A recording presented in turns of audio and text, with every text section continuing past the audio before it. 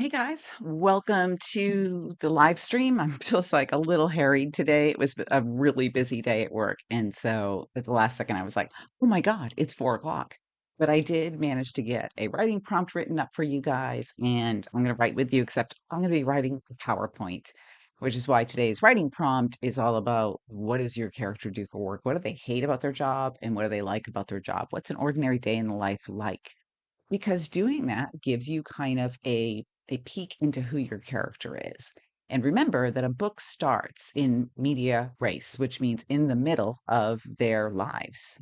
Something happens that makes them pivot into a new direction. And if you don't know what their ordinary life is like already, then you don't know what they're giving up, what their challenges are, what other things are going on when they're trying to accomplish their goal. I just read a book and I don't remember the title off the top of my head. I think it might have been by Kelly Rimmer, maybe somebody else. Anyways, that's not the point. The main character was trying to go back to Germany where her grandmother had grown up and like solve this mystery for a long time. And that's a great plot, right? Like go back to history and there was two concurrent plots running at one time, the one from history and the one in the present day. But the main character starts in the middle of her life and she's got a very challenging autistic son. She's got marriage that's a little shaky and a very brilliant daughter and like all these things that she needs to do in order to go on with her life. And so for her to make this pivot and go to Germany and find out all this information, or maybe it was Poland, I think it might have been Poland, and go back and see what happened to her grandmother and solve this mystery before her grandmother dies, it's like big deal. Throws a huge monkey wrench into her life. And when that happens, it makes your character confront the things that they don't like to think about. Like most of us are just head down trying to get our get through our day, right? Like you're trying to put in your 40 hours or whatever you're doing and then go about your business, have your weekend and whatever. We don't like to think about the things that brought us to where we're at. We don't like to think about the things that bother us, the things that give us anxiety or insecurity.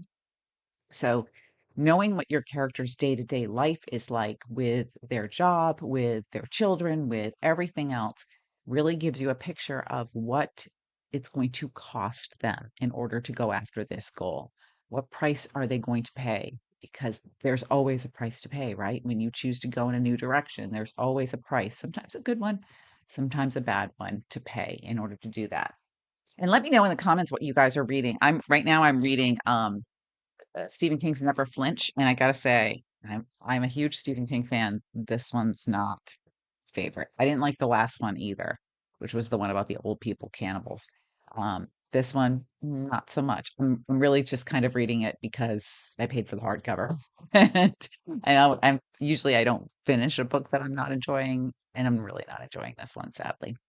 So welcome to the live stream, Dexter. Nice to see you here. It has been a crazy busy week here for me. Uh, I'm I'm partners in a production social media platform building company, and we had a lot of shoots on site today, and that's always not today on this week. We had to go out on site and shoot with clients, and that's always really fun and exciting because you're finding a new way or trying to find a new way to tell a story because especially in the nonfiction world, having a book is no good to you if you don't have a way to build that platform and get the word out. Fiction, you also have to do marketing and a platform, but you don't have to do it in the same way as a nonfiction author does. So we work with a lot of business owners and entrepreneurs to build their materials because you guys know that I'm a ghostwriter for nonfiction books in my day-to-day life, among writing other my own books. So during the um, writing prompts today, I'm going to work on my PowerPoint first and maybe just get 1 or 2 more pages of that done because I have to give a presentation next week. And then I'm gonna go work on my book because I'm really dying to. So I figure if I work till like 4:30 at the job, the company, then I can get away with working on the last half hour of the week and my book. So, all right, let's get to the sprint because I want to make sure that everybody gets it. Now, again, we all know that I have serious issues with my timer. Like, I don't even know if it's working today. Um, Never sure of how to do that. So I think we'll go without a timer because just that's beyond me. I have to always figure it out every single week because I forget. I need to write the directions down somewhere or something. Like I do have a little checklist for OBS to go through before I turn the stream on, which helps me a lot.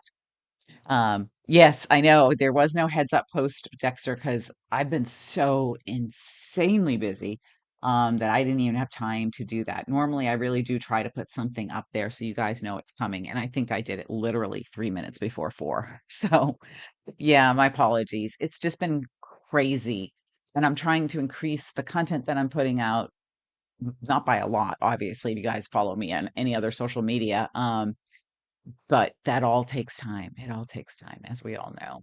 And I'd rather be, I should get a shirt that just says, I'd rather be writing. Maybe I should make one of those, just for the channel in general. Like, I'd rather be writing. Oh, speaking of t-shirts, I was going to show you guys. I was going to do like an unboxing, and again, time. But I'm part of the creator community, and I got a YouTube t-shirt. So I was so excited for that. I was going to wear it today, and then so pretty much story of my life lately. Just been like insanely busy. For instance, like I took my little light, which is kind of out of my frame today, but I took my little light to a trade show a conference kind of thing that I did as part of my display, and I have not had enough time to plug it back in. So it's not on today. And thank you, Dexter. I appreciate that. Um, yeah, other people will probably be late because they didn't see it. And 73 on Tuesday. Wow, that's awesome. Happy birthday. You're very close to me. I'm a July birthday and you're August. Wow. Like August, that's math, like 5th. So I'm July 7th. So that's pretty cool. Very close. And 73. And see with the shades on, you don't even look it. Yeah, I know. We don't have faces except for mine. And now my phone just fell out. All right, let's just do a 15-minute sprint because that makes everybody happy. And I will see you guys back here in 15 minutes.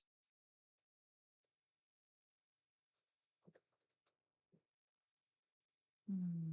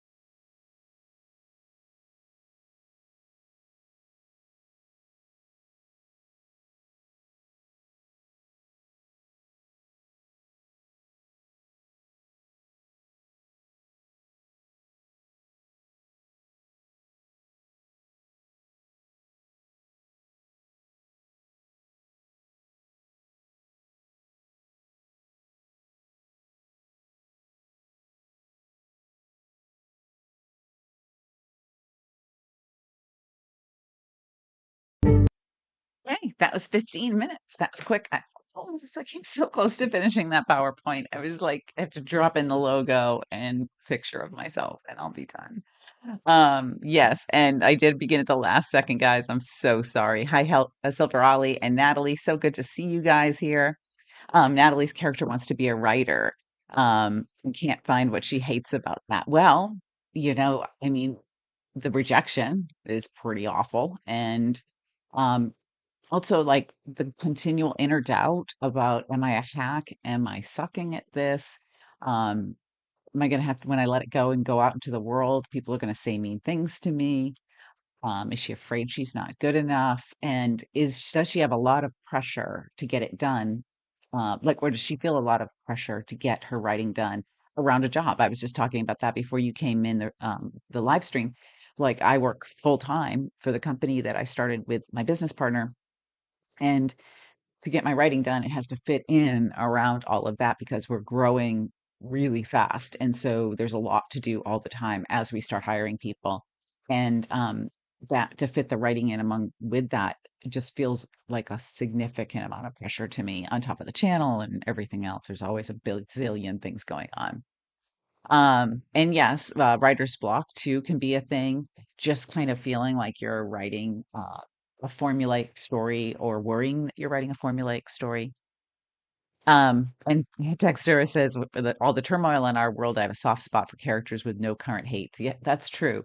That's probably a big part of the problem I have with the new Stephen King Never Flinch, because it's like a dual murderer book, like a couple of avenging, I wouldn't call them avenging angels because they're terrible people, but people that just feel justified in killing others. And there's two serial killers going on at the same time in a very small town, which I didn't find very probable. But it's very a negative kind of story. So what I've got next on tap is Jason Rekulak's Impossible Fortress, which has been phenomenal so far. It's been really good. If you guys like books that have like younger characters, and this is all about them creating a video game on like a whatever the early Commodore no, is it Commodore 64? The early computers. I'm probably getting the wrong name of it there. But like they had a very early version of a computer, and they're like it's all of the code, like the little things around the C and all of that. I obviously do not write code for a living. My husband used to do that. I have no clue. But remember back in the day before Windows even existed, how computers were. And it's just a clever, cute little story so far. I'm really enjoying it, and I honestly can't wait to get to it. And BR, nice to see you there. How's everyone's week going? I hope hopefully lots of work and progress for everybody. And yes, low on sleep on my end too, Dexter. I totally get that. Um, uh, Maybe Shirley meant reluctant task, and oh, a reluctant task that your character has rather than tasks they love and tasks they hate.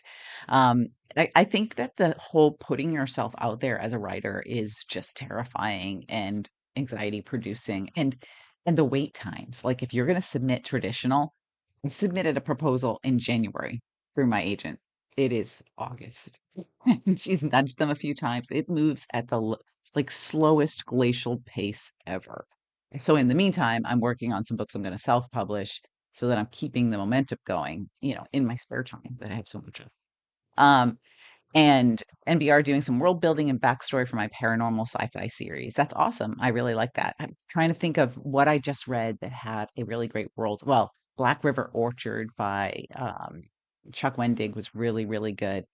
And I read a Nick Cutter that had a sort of supernatural element to it. And I really love Nick Cutter usually. Little Heaven was the book, and I didn't love it as much as I loved The Troop, but it was good. It was well written. And Martha, nice to see you here too. 123 words, Silver Alley. I got a PowerPoint slide, like a table finished and a slide finished, and I got to the cover page, and then I've got to create like a for more information, contact us kind of thing after that. So that one's, and then I'll be done with that. But then I have to write like a download to give away to everybody that is going to be there. I don't know. Also, if you are new here and you're going to be at UsherCon in September in New Orleans, which I am ridiculously excited for, I will be there. I'm speaking 3 or 4 different times. I think I'm on some panels, and I'm also moderating a panel. And I'm going to be part of the hospitality suite with DP Lyle, who is the head of Outliers University and also like the expert on forensics. He has the best books I've ever read on forensics. Just a really generally nice guy, and I'm super excited about that. And I also want to tell you guys that the Authors Guild, which I'm a member of, has been in the middle of some lawsuits against the government about some of the cuts and stuff and the decisions about copyright law. And they have made some strides and won some of the cases about some of the grants that have been cut for writers and also about the use of our published copyrighted materials in training of AI. That was the thing that got me to join Authors Guild once and for all. Like I've been a member off and on here and there, but to join once and for all and say, take my money, because what they're fighting is the ability of Google and Palantir and all of these other companies to take our published books and use them to train the AI to write fiction, which means eventually they could just go to the AI and go pump out a Shirley Jump book for me, and Shirley doesn't get anything for it. So the Authors Guild has been suing them, and they just won a decision so far in it. So it hasn't changed the world yet, but it's getting there. And if that's important to you, you can join the Authors Guild even if you are an unpublished author, and it's a sliding scale for the membership fees based on what you earn as a writer, and it's basically an honor system. But they've been really great. They have like social Zoom calls a couple times a month, and we are actually in the Tampa area doing an in-person social in August, which I'm super excited about, just to find other writers, because a lot of what we do obviously is online like this, and it's not the same as being in person with other writers. So I highly encourage you guys to go to conferences and try that stuff out because it really does rejuvenate you as a writer. All right, let's try another sprint. I'm gonna have to work on that stupid PowerPoint for one more time. And I'm hoping that then I can get back to my book because my goal was at 4:30 and I'm gonna miss that goal by a couple of minutes. And but that's great. Yes, fighting the good fight. And I love that the other authors are standing up for it. I think Stephen King did some work on that too. It's important. We have to protect what we have created because it is ours, just as artists and musicians and everybody else is working to protect their work. We need to protect ours. All right, 15 minutes. Let's go. Mm.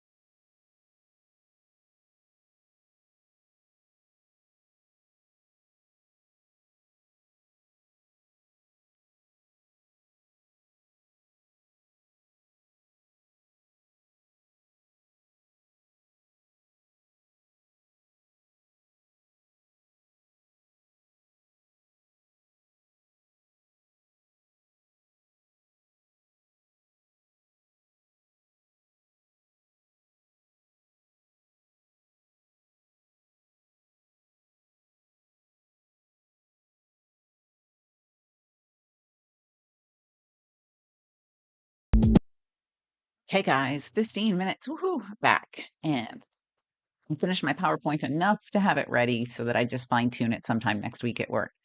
And Cheryl, nice to see you here. And no big deal on being late. I literally posted this like 3 minutes before four. So, how can I show my heroine discovering something if the scene is not written in her point of view?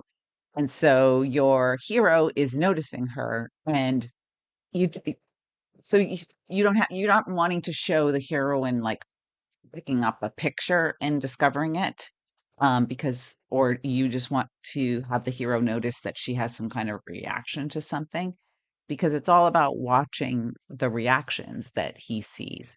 And great job, Silver Ollie. Um, and if that if her discovering that and her reaction to it makes him mistrust her or creates conflict between them, so much the better. So let's say she picks up a picture and he notices that she kind of acts a little weird and recovers and gets back to being normal.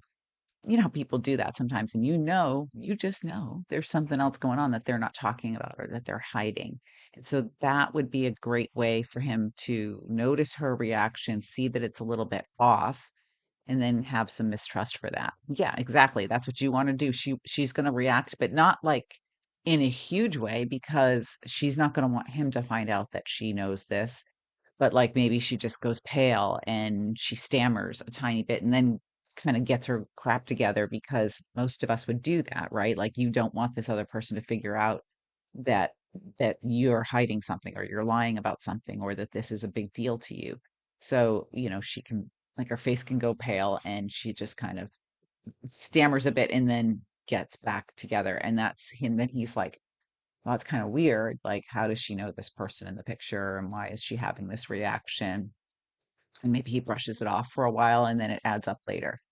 Definitely watch a movie where somebody discovers something and you as the audience member know that this is a big deal to them, just because of the way that they react, but they don't necessarily tell you in the plot yet. Really kind of watching movies and television shows really closely to see how they get across knowledge to the audience without telling you is super vital for learning how to show not tell. Because if you look at it and you know that this place is cold or this person is scared, well, what exactly are they doing for actions and facial reactions and the words that they're saying or the way that they're acting that tells you they're in a cold environment or they're scared or they're nervous or they're feeling guilty? Like, just watching that is, a great way to learn how to show not tell. And speaking of not show not tell, but plotting, we've been watching season 2 of Sandman. I liked season 1 because Sandman had an actual goal, and he had multiple actions to take to achieve his goal of getting back his kingdom, and he had to get all his, like, stuff from different gods of the universe in order to get back his kingdom. Well, in season 2, every night when we sit down to watch another episode, I'm telling my husband, "There's no plot here." He literally wants nothing, and he spends a whole lot of time just talking to people. Like, I like the mythology of it and everything, but there is no real discernible plot. And I don't know why, but the writers have just kind of taken the plot and, like, left these threads that they don't do anything with. So if you guys are watching it, drop that in the comments, because it's kind of interesting to see the difference between season 1 and season 2.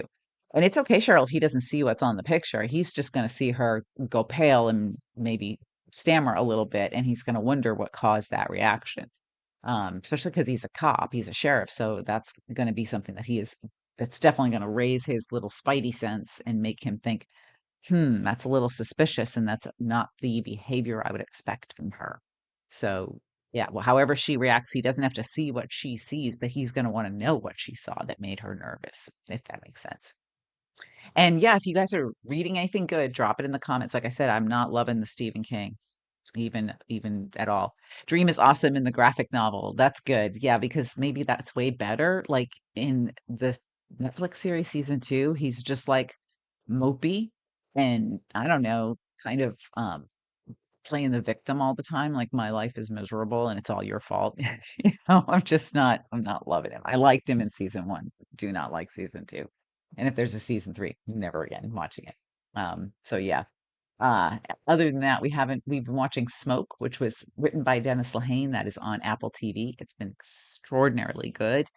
And it's based kind of sort of loosely on a true story.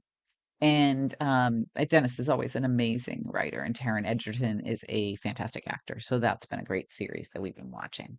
All right, we have time to fit in one more. Yeah, good. Definitely pass on the Netflix, Martha, or only watch the first season, and just say no to the second season. Let's do one more sprint, which means I get 15 whole minutes this week to work on my book. Killing it, right? All right, 15 more minutes, and then we'll come back and answer any other questions.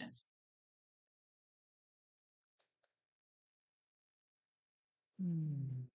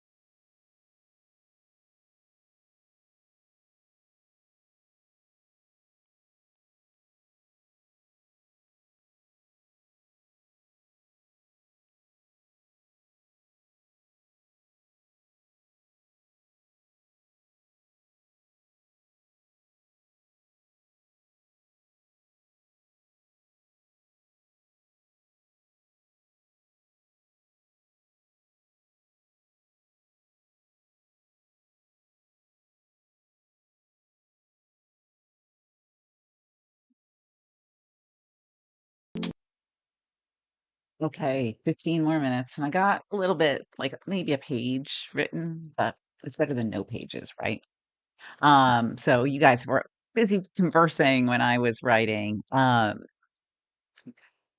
Use that dialogue for your poverty character in that scene to show the picture's importance. Yeah, she could say something. I know Cheryl's book actually, and I don't know that she would say anything, but just her not saying something would be suspicious.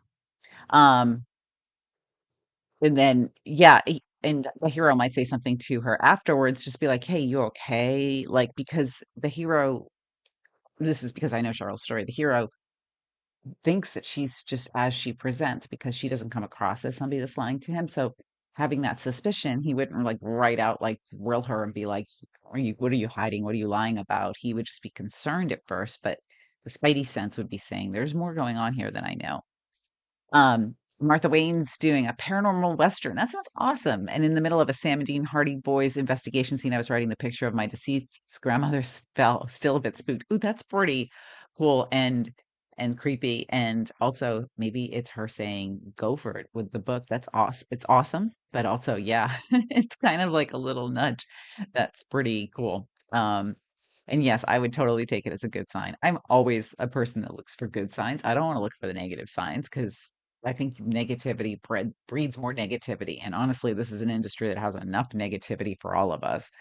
Um, because, we're always getting rejected or one-star reviews or whatever, somebody saying that it sucks or whatever, coming on their channel and saying, I'm reading your newest book and I'm not liking it. It's about Stephen King, who literally does not care if I like his book. I'm one of millions of readers, so I'm sure he doesn't care. I appreciate you guys writing with me today. And even though part of it was to keep me company with a PowerPoint. And if your character and you use the work day in the life of their job kind of thing, if you missed the beginning, go back and look at where I talked about why this day in the life is so important to know and understand, because I think a lot of writers forget that. I actually was working with somebody today who was writing a book, and I'm like, yeah, but what about this guy's job? What about his wife? What about his house and his mortgage? Like, you have all these things going on in a character's life, even while these other things are happening.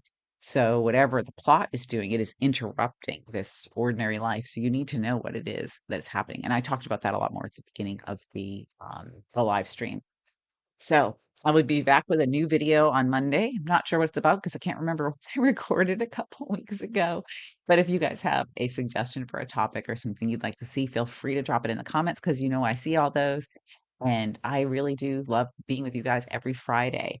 I think I am here in town next Friday. I'm here for like 3 weeks and then I go away. So um, let me know in the comments if there's anything else you'd like to see. And in the meantime, just keep writing and keep coming to the channel. I appreciate you guys. Have a great weekend.